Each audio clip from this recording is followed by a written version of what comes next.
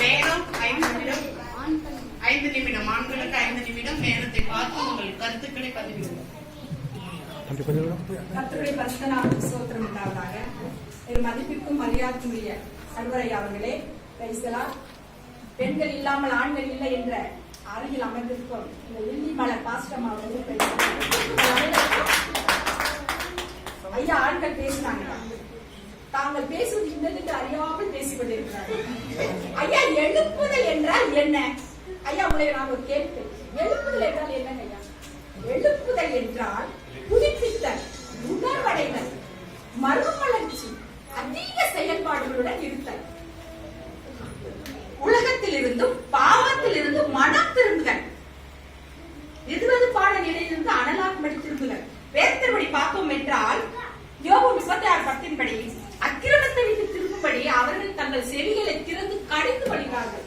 மத்தேயு 3:2 மனம் திரும்புதல் பரலோக ராஜ்யம் சமீபத்தில் இருக்கிறது. மத்தேயு 3:8 மனம் திரும்புதல் கேட்டு கடிகள் கொடுக்கணும். ஐயா நடுவரை அவர்களே, கடி கொடுத்தாலே எழுப்புதல் வரும். அவங்க எழுப்புதல் மீனிங் தெரியாமலே பேசி போயிட்டாங்க. நீதிமொழிகள் 31:10 குணசாலியான ஸ்திரியை கண்டுபிடிக்கும் யார்? அவருடைய விலை முத்துக்களை பார்க்கிறது. நாங்கள் பெண்கள் விலை பெண்கள் வீட்டின் கண்கள், பெண்கள் நாட்டின் வெளிச்சம், பெண்கள் சபை தூண்டல் ஐயா. தேசத்தின் எழுப்புதல் நாங்கள் அல்லவா ஐயா? மத்தேயு 1:அதிகாரத்தை நாம் பார்த்தோம் என்றால் இயேசு கிறிஸ்துவின் வம்ச வரலாறு கொடுக்கப்பட்டுள்ளது. அதில் ஏராளமான பெண்களுடைய பெயர்கள் இடம்பெற்றிருக்கிறது. ராகாய், ரூத், உரியாவின் மனைவி, இந்த மாதிரி பெண்களுடைய பெயர்கள் இடம்பெற்றிருக்கிறது. பெண்களுடைய பெயர்கள் இடம்பெற்றிருப்பதால் மட்டுமே இந்த வேதாகம் முழுமை பெற்றிருக்கிறது. நடுவரை அவர்களே நோட்டி பாடி பெண்களுடைய பெயர்கள் இடம்பெற்றிருப்பதால் மட்டுமே வேதாகம் முழுமை பெற்றிருக்கிறது. வேதாகமும் முழுமை பெற்றிருப்பதால் வந்து தேசத்தில் வெற்றி அடைந்துள்ளது. அடுத்தபடியாக நாம் மரியாதை இயேசு கிறிஸ்து பிறப்பை பற்றி பார்ப்போம். கர்த்தர் இயேசு கிறிஸ்து பிறப்புக்காக மரியாதை செய்கிறார்.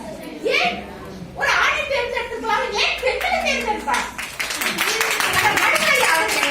பெண்கள் அன்பு, அடக்கம், பொறுமை, நீடிய சாந்தம், வல்லமை, குணமுடையவர்கள், தாய்மை உள்ளவர்கள். அதனாலதான் கர்த்தர் மரியாதை தேர்ந்தெடுத்தார்.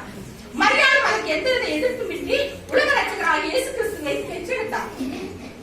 ஐயா அவர்களே, கற்பு என்பது ஒரு பெண்ணுக்கு எவ்வளவு முக்கியமானது உங்கள் அனைவருக்கும் தெரிந்தது. மரியாதை தன் கற்பத்தையே கொடுத்தார் கர்த்தர்காண்டி. அது அவளுடைய அவமானத்தின் பார்வையில் கூட இதோ நான் ஆண்டவருக்கு அடிமை என்றான்.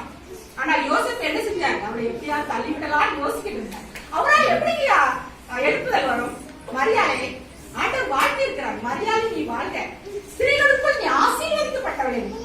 அடுத்தபடியாக மத்தேயு 26:8 பார்த்தோம் என்றால் ஒரு ஸ்திரீ விலையேற பெற்ற பரிமள தைலத்தை எடுத்து அவர் சிரசின் மேலே ஊற்றாங்க. அதை கண்ட சீசர்கள் விசனமடைகிறாங்க. ஆக இது விலை மதிப்பற்ற தைலம். ஆனால் பெண்கள் விலை பார்ப்பதில்லை. நாங்கள் பணம், படிப்பு எதை பார்ப்பதில்லை. சபைகளுக்காக அள்ளி கொடுப்பவர்கள் பெண்கள். யூதாஸ் காட்டி கேவலம் 30 வெள்ளிக்காசு காட்டிட்டு இருக்கிறாங்க.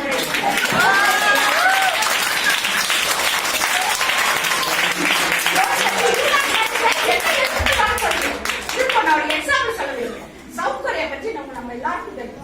தேசத்தில் எழுப்புதலான நாடுகளில் வந்து சவுத் கொரியா. இந்த சவுத் கொரியா பெண்கள் பார்த்தீங்கன்னா தலைமுடியை ஸ்தாபிக்கிறார்கள். தலைமுடியை கட் பண்ணி சபைகளை கட்டுகிறார்கள். தேசம் முழுவதும் சபைகளை கட்டுகிறார்கள். நம்ம சபை கூட அப்படி வந்தது.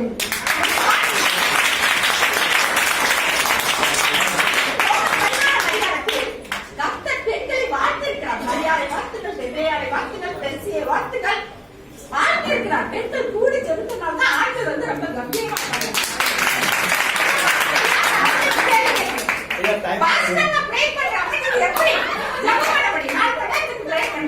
உங்களுக்கு பின்னாடி ஒரு பெண் இருப்பது என்பதை ராஜாஜி 127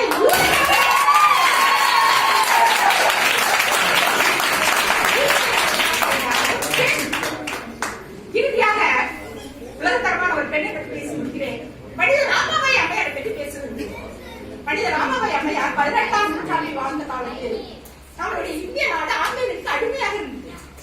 அப்படி பாத்தீங்கன்னா நம்ம இந்தியர்கள் வந்து ஆங்கிலேயர்களுக்கு எதிராக போராடாமல் பெண் விடுதலை, சிசு கொலை, சைல்டு மேரேஜ் இந்த மாதிரி நிறைய இயக்கங்கள் தொடங்கிட்டு இருந்தாங்க.